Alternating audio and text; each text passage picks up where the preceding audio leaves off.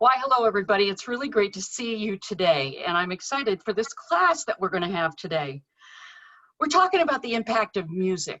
We know how powerful it is in our lives, and because we've missed all our weekly feedings of quartet and chorus since the middle of March, but we know that music inspires us in a way that words and pictures just can't. It seeps into our bones and our muscles and our organs in such a visceral way, and we absorb it without even knowing. Hello, earworms. How could you get to sleep? Our connection to music is so personal. Our best days, our worst days. The first few lines of a song can bring us right to those times in our life in a heartbeat. There are some songs we can't hear loud enough or enough times, and others make us weaken. Some we never want to hear. And that's really why we're here today. There are songs whose lyrics and melodies relive histories that are reminders of a way of life that subordinates the value of our friends of color and awaken in their present lives by having it sung. This is about respect. Respect for the feelings of our singers by understanding the depth of music's power. Today, we have with us Jessie Oslen and Corinna Garriock. Jessie is on the Diversity and Inclusion Task Force, has been working with them ever since it started. And Corinna's on the Education Direction Committee. And she is a certified music judge, which is going to be important because there are contest restrictions now. And both of them are on the Song Assessment Committee. So they'll be looking at a lot of the songs that we see. So thanks for doing this, Jessie and Corinna. We've come up with a list of questions that we think you would ask. So this is a start for us. So tell us about the song assessment tool, its purpose, its background. Let us know what that's all about. Corinna? You want me to go? Sure. Well, the song assessment tool is actually an output of the task force that Jessie's been serving on for the last couple of years, the Diversity and Inclusion Task Force.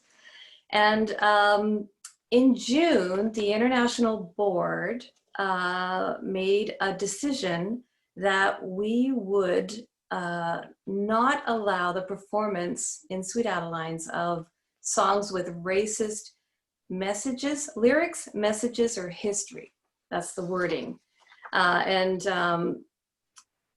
So what's happened is the D&I task force advanced the publication of this song assessment tool. Now, originally it was to be used for research, like we're trying to help our members become more aware of histories of songs, of how songs include or exclude members of all kinds of diversity, racial diversity, sexual orientation, gender identification. And so there's a whole bunch of different songs in that tool that let you think about that as a writer, as a researcher.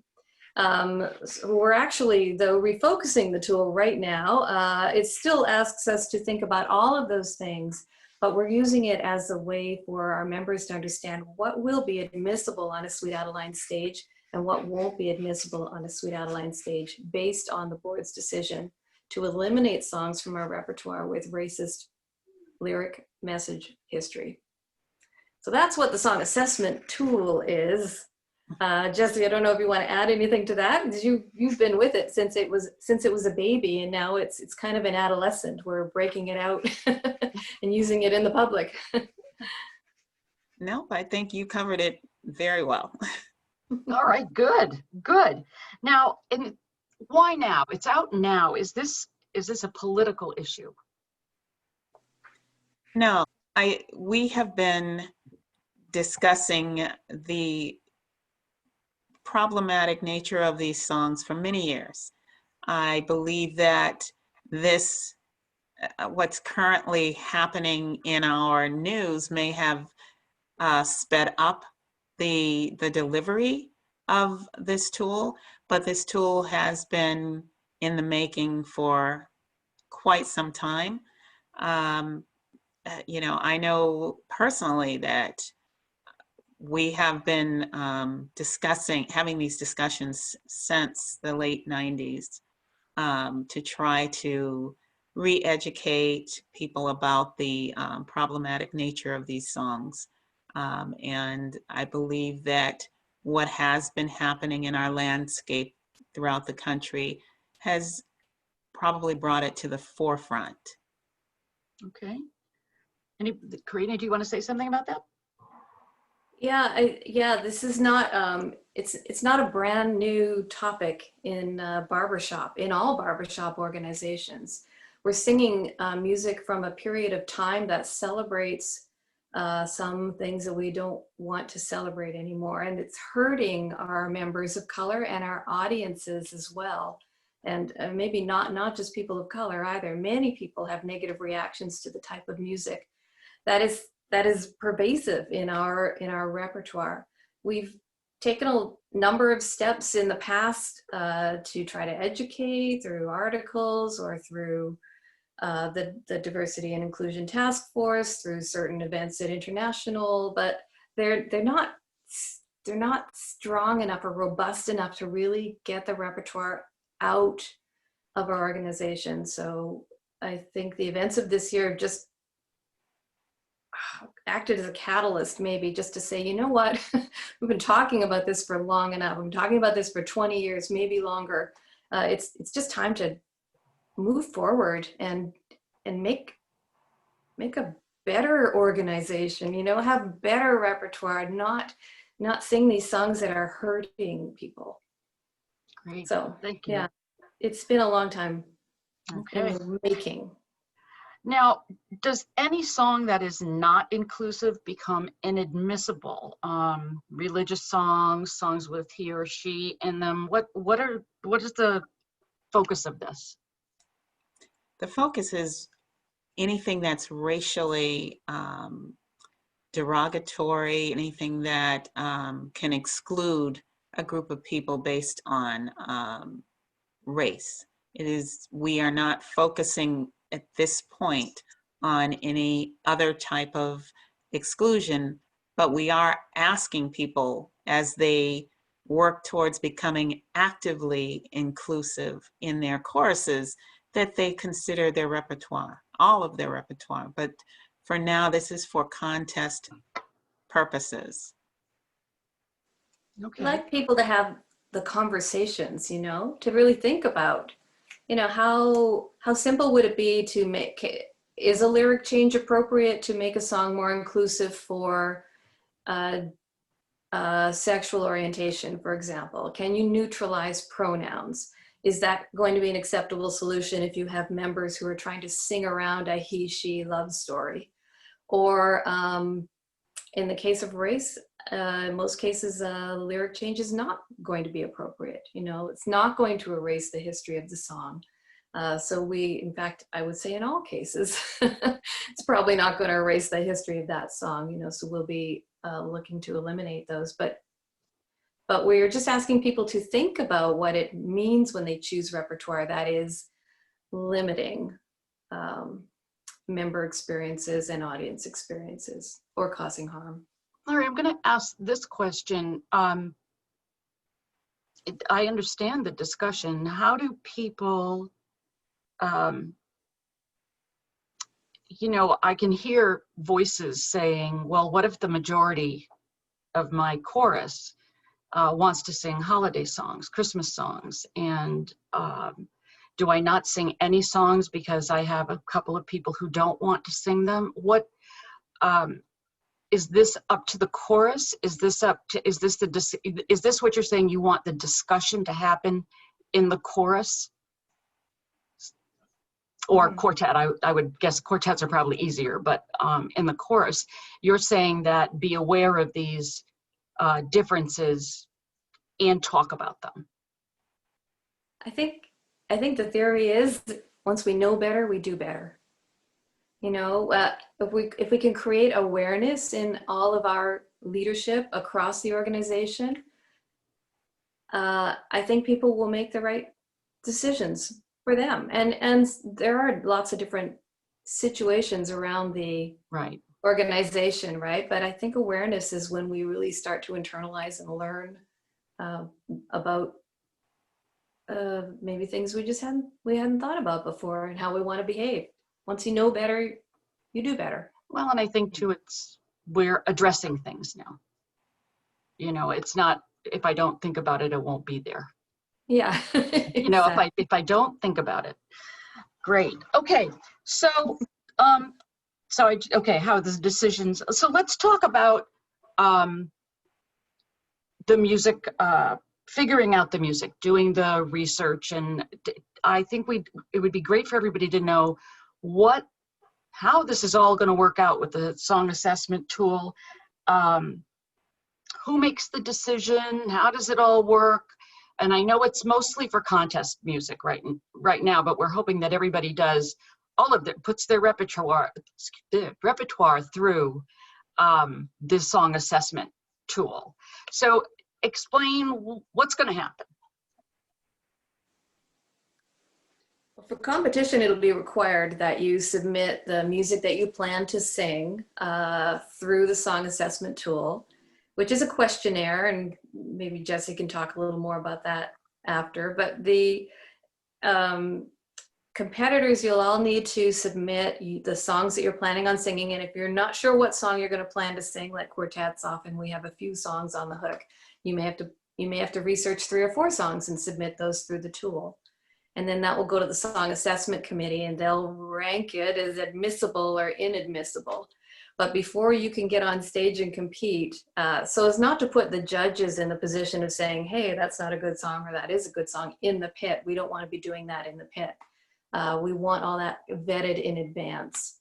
We do have some language still in the judging in the music category that says, you know, if you choose to use inappropriate lyrics, I have some leeway now to judge the appropriateness of lyric changes, for example, and we have a significant penalty in the 2021 regionals if you choose to sing an inadmissible song. But we will know before you're on stage whether the song's admissible or not. So after spring of 2021, it'll be disqualification.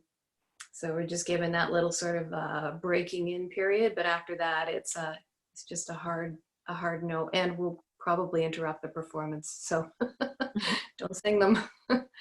The tool itself, do you want to talk about the tool, Jessie, the questionnaire? Well, the tool is located on Sweet Adeline's website. It's behind the member, you know, it's password protected, and you go in and you enter, well, prior to entering your information, you really need to actually research the song that you have chosen. You need to provide information about the song history, if you know the any information about the composer. It asks you several questions that you could probably look at prior to doing the adding it into the database. And once that information is submitted, then the groups that we get assigned to these different songs, then they will go through and review your information. And if it needs to be tweaked or added additional sources, it will be sent back to you saying you need to provide some additional information, because we're really trying to educate and make sure that we are all learning how to research the background of the music that we're choosing. Okay. Okay, so let's just, before I ask my question, so it goes to the reassessment, it goes to the committee, and just say you've done your research, you're presenting it to the committee, then what happens? Or do we know yet? I think a group of us, we receive that information. There's teams that have like 3 to 4 people on the team. We're given all of the information that the member has provided. We go through it. review what was given. We do our own research. We make sure that it either matches what was provided to us, or if we have found additional information that may have, the person also makes that determination whether they believe the song is admissible or not.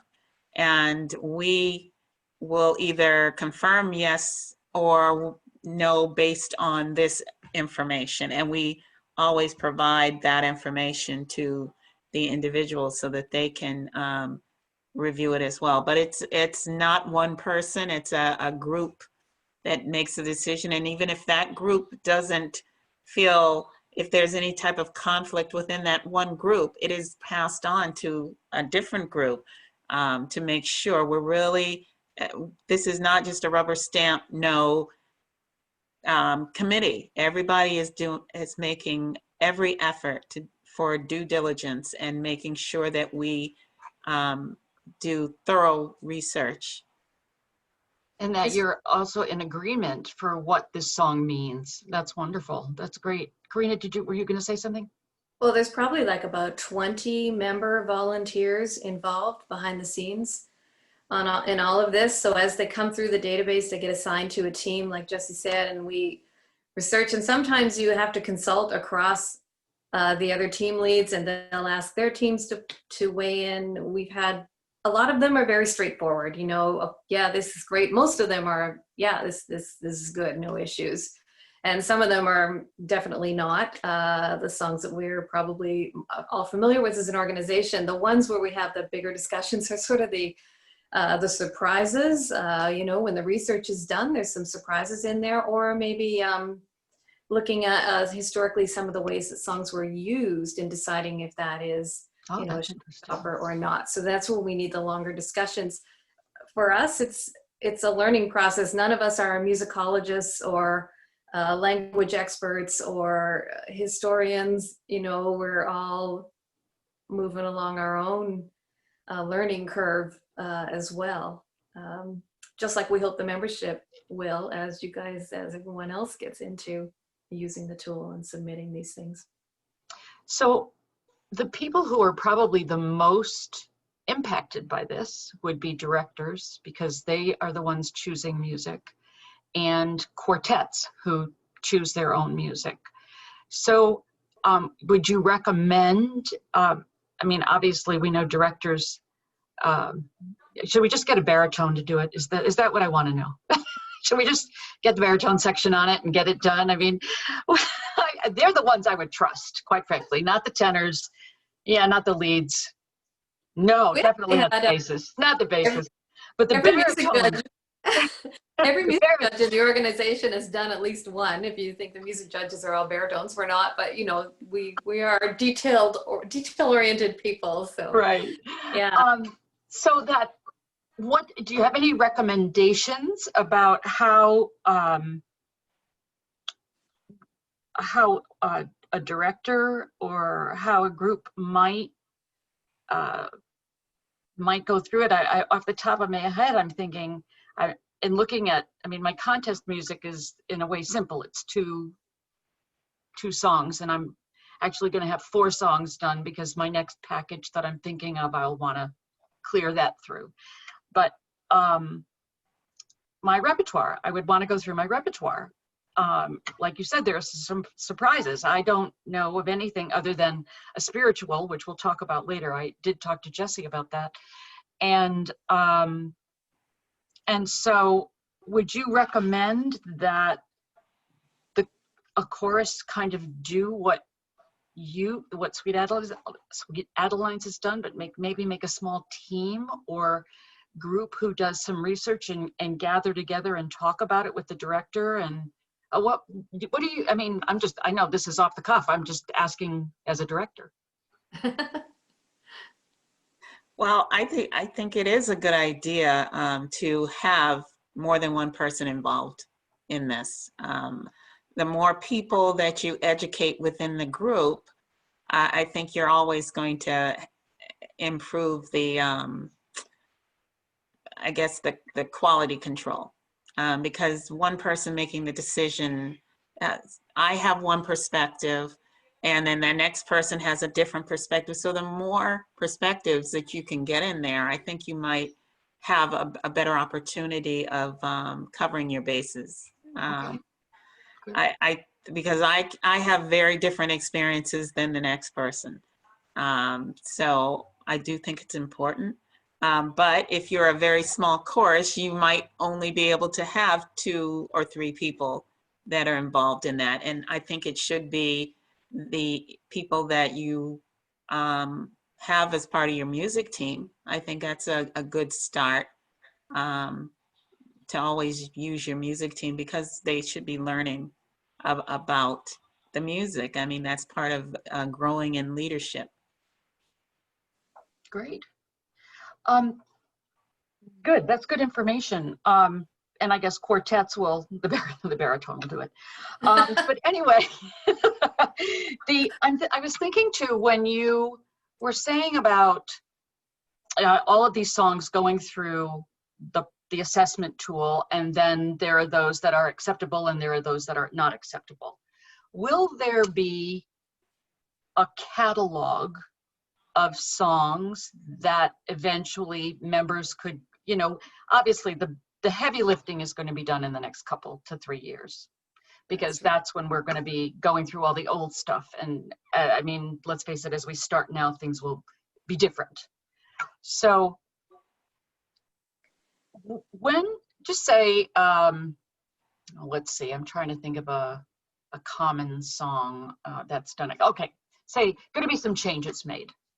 Okay, and I don't know what the history of that song is, but just say it has, I mean, somebody would have had to look at it.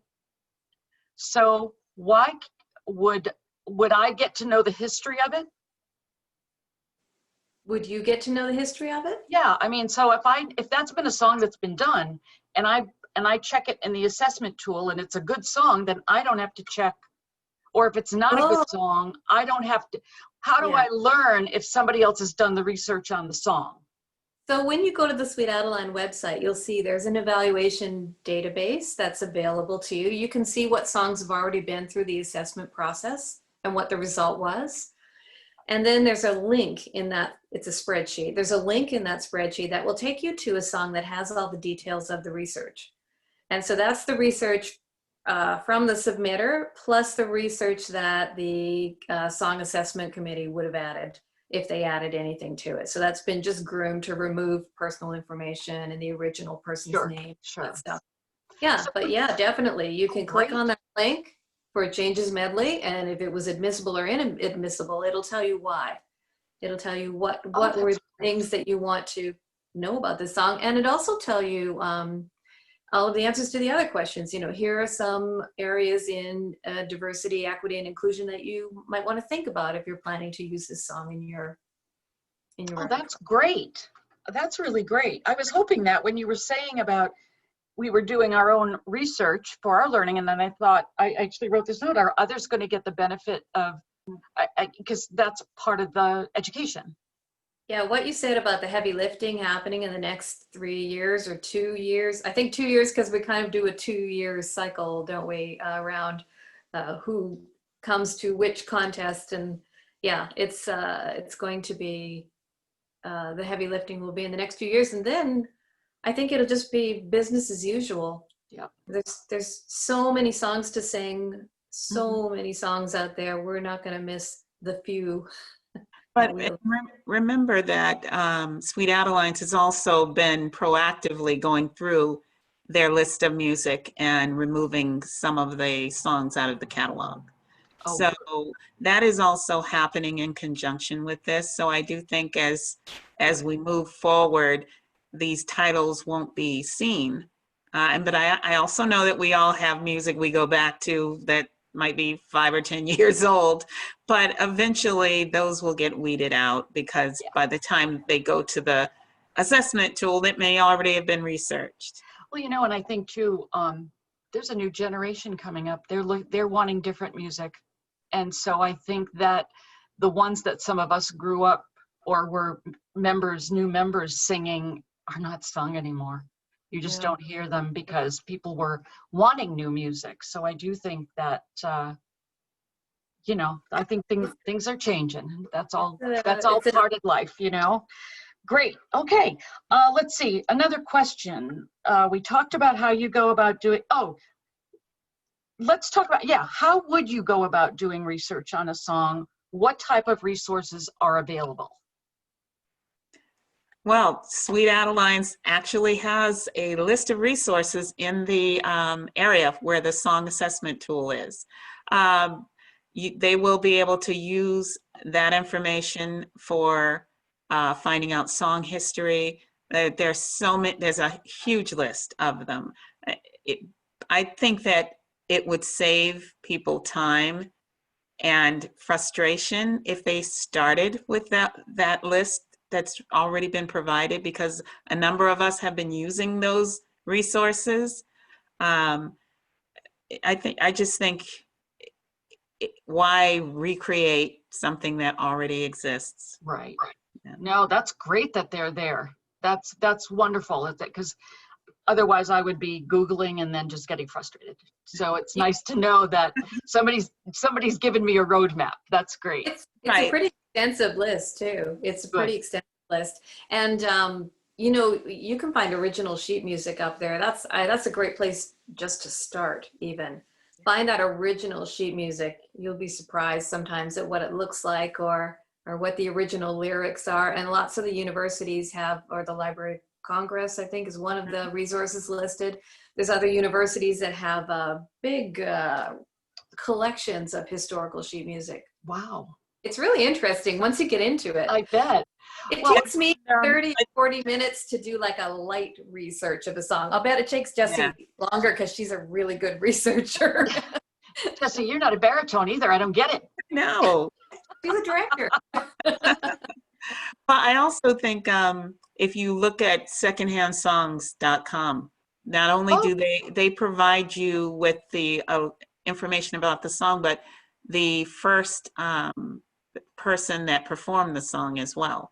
Because sometimes just hearing that first performance can give you an understanding of, okay, so, yeah, but the sheet music, as Corinna said, sometimes once you look at that sheet music, you go, yeah, okay, I get it now.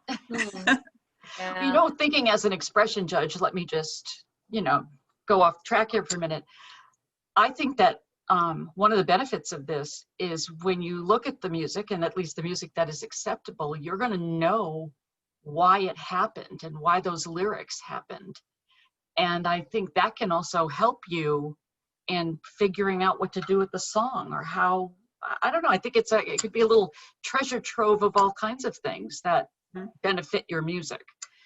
But that's just me, you know, I'm an expression judge. So let me, what about me, you know?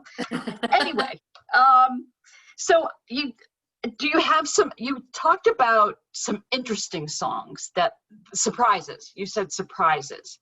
So what surprises did you find in what you've done so far?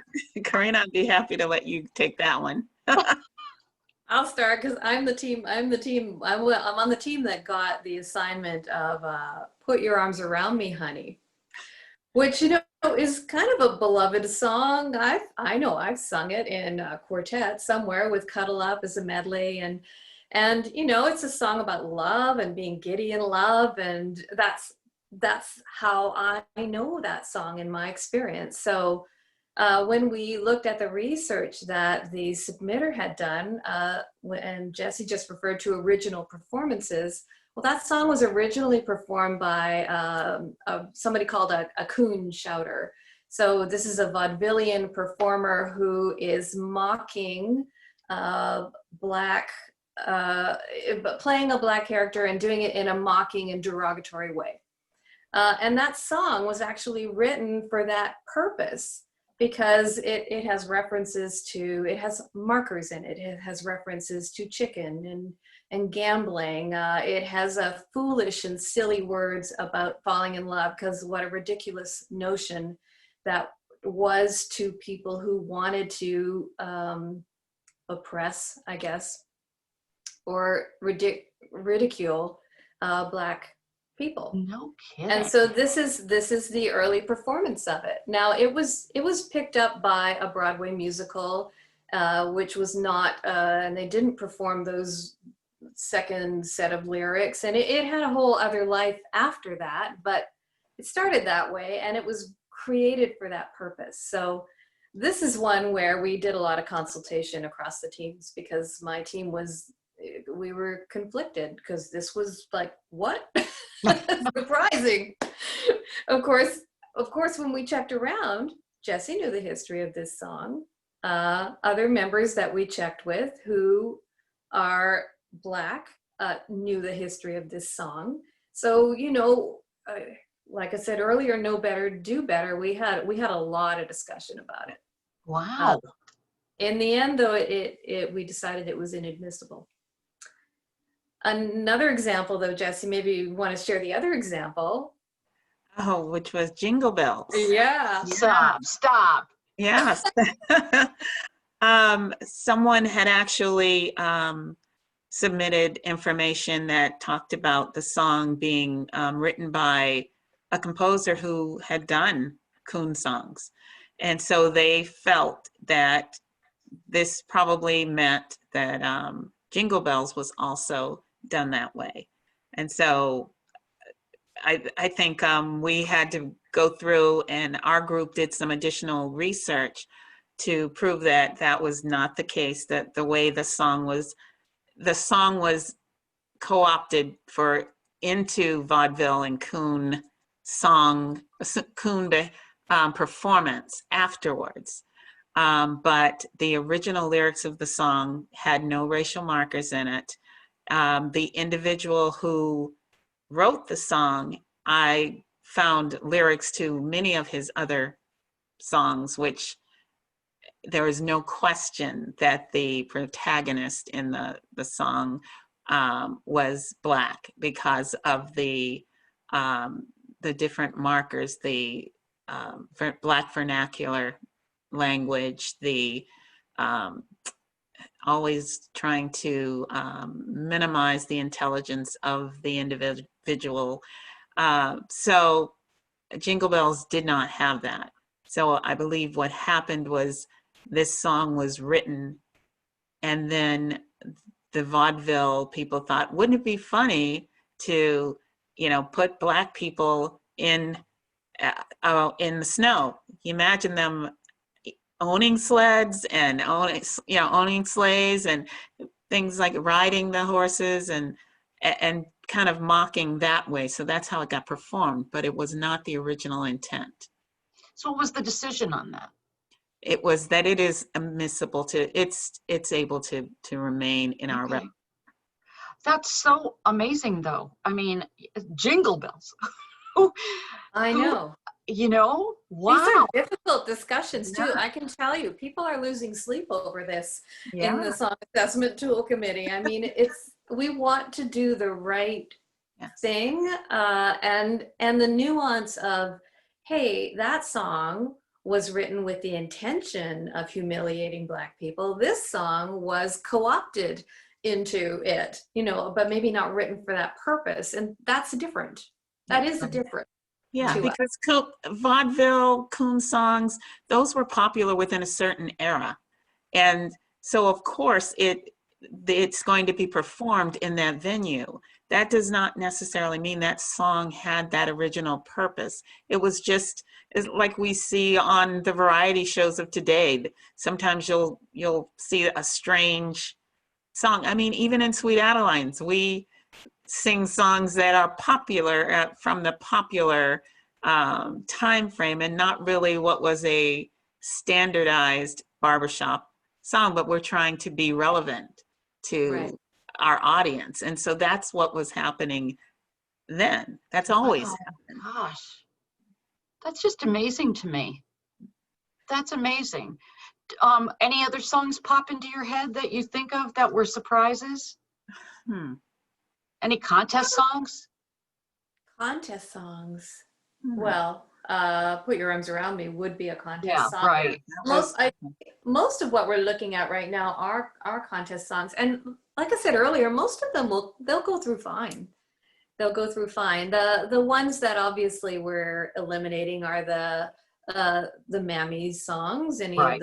the songs, a lot of the Dixie songs that um, create this happy slave kind of atmosphere, like you know, it was okay because there was dancing on the levee at night on the Delta. It was peaceful, people were singing low, and it was lovely. It was a lovely time, but it wasn't right. So those are the songs that are really those that are going away Sure. quickly. I don't know, are there any other surprises? Folk songs, probably you've ran into some things, right? You know, Uh-oh. we have one that's outstanding, so I won't name it because we've had a lengthy discussion about it, but you know, it's 400 years old. So the question in our minds is a song that's been, like, you can't even find original lyrics. The nature of a folk song is it's handed down orally, right? And it changes with each generation, and different people pick it up. If it's sailors or I don't know, in this case, Sailors is one group that picked it up and did something different with it. And Yeah. you know, we're still talking through those. Oh, interesting. That's Yeah, interesting. some of those. I don't know if a folk song can be pinned down the way that something that was published in 1910 Sure, can be. sure. Yeah. So I want to ask a question as a director too. I'm thinking about all of this and spirituals. And I think that I know my chorus would be we would want to sing some songs to support our friends of color, our singers of color, or other groups, you know. And so with spirituals or some other songs, are we going to be able to sing them? What do you have? What can we do? I mean, are we totally eliminating those? How is this going through? Because those are great songs, and we want to support and respect the people who sang them. I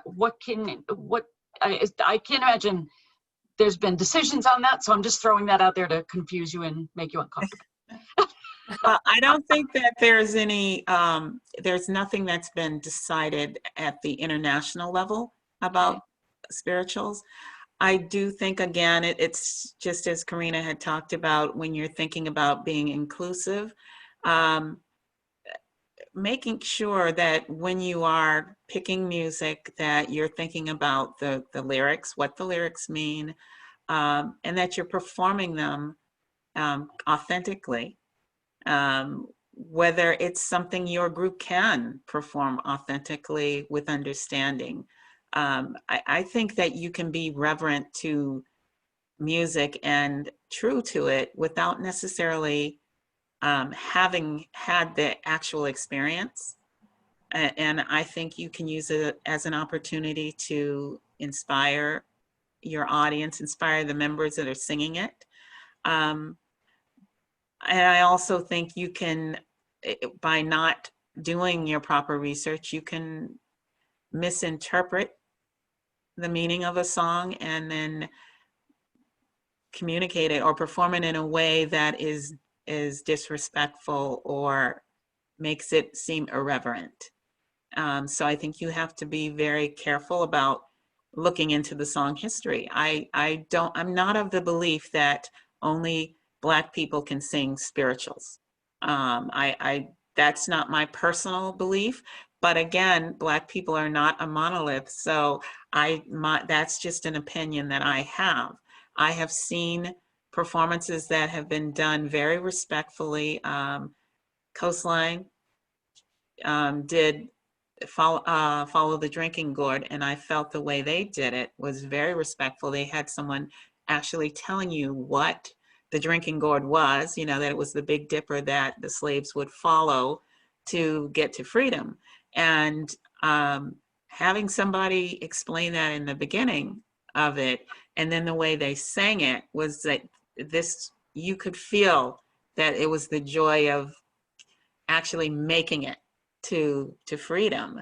They weren't doing anything that I would call like jazz hands or anything that would make it seem more like a Broadway production. I think you could feel the jubilation and the joyfulness of that song. So that's my feeling about it. Sure. So you think giving a song a context for your audience would really do the song right. It would set it up in a way that is authentic and have meaning. Yeah, and also being mindful of the audience that you are going to sing in front of too, because I do think it could be problematic if you were to sing that in front of an all-Black audience without any setup to it, and if you were doing it in a way that was seemed irreverent, right? Because you think it's the swing down chariot, stop and let me ride. I know that I've seen that performed in certain ways that it's kind of given me it's been a little off-putting to me, and I've seen it done in some very inspiring ways. So just to think about that, I think, and to me, it hasn't been the performer's race that was the issue. It was how it was actually performed. Interesting. That's great. That's great, Jessie. Thank you for that. It makes sense. I think that raises too the importance of member research. And actually, it would be really awesome to see music teams or directors sharing that research with their choruses. So I'll bet that Coastline knew what that song was about, how they were setting it up. That was a discussion that they had, so that when they performed that song, they could do it in a respectful way and with recognition of what the song means. I think we don't talk about those. We need to not only go through the process of doing the assessment, but let's have the conversations with our choruses too, so that all of our members get a better awareness about what it means to communicate through song. What are we communicating? Right. Yeah. That's great. Well, I think we're clearly running. I mean, this has been wonderful, and I thank you both for all this information. This is terrific. And what I'd like to tell our region is that I'm going to have some follow-up classes because you haven't been able to ask questions here. And we did that for a purpose, so that we could really focus on the information we wanted to give you and not be aware of chatting on the side. We wanted it to be our conversation together for you. But that you'll have questions, and we were talking and think that it would be great if you started researching a song, go to the assessment tool, get it started. And in October, which is only, you're seeing this on regional weekend. In October, I am going to have a group of I would like directors, their assistants, and maybe who might be doing some of the research in their chorus to come to one educational meeting where you'll know what questions to ask if you've started to do it already. If you run into snags or you don't know what to do, this is where you can ask questions. And then I'm going to have another quartets. I think I'm going to have you sign up so I know how many there will be. And that way we can have smaller groups so you can have better discussions and get your information personally. So look for those to be coming in October so that we can get started on this, because what else is there to do in a pandemic? This is we're not singing, so let's clear all this music, get this job done, and then we don't have to think about it. We'll know what to do. So let's do it while we can't sing. Let's do it so that when we can sing, this is done. This is done. And it's easy to have conversations on Zoom. Not so easy to sing, but it's easy to have conversations. So let's do it. Let's Region 1, let's get it all done. Let's get it all done. Let's see, by January regional, let's say it's done. All right. So that's my goal. Anyway, I want to thank Jessie and Corinna again. This was very informational and interesting to me as a director, as a singer. I think it's time, and I think it's just respectful. I can't think of any other way to say it than, yes, it's a lot of thinking. But when you change things, it's always thinking. And then you don't have to think about them anymore because they're just part of the fabric. It's just like I'm wearing my mask more and not thinking about it, mostly.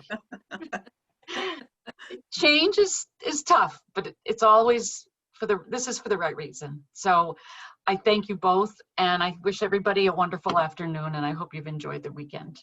Okay, bye everybody. Thanks.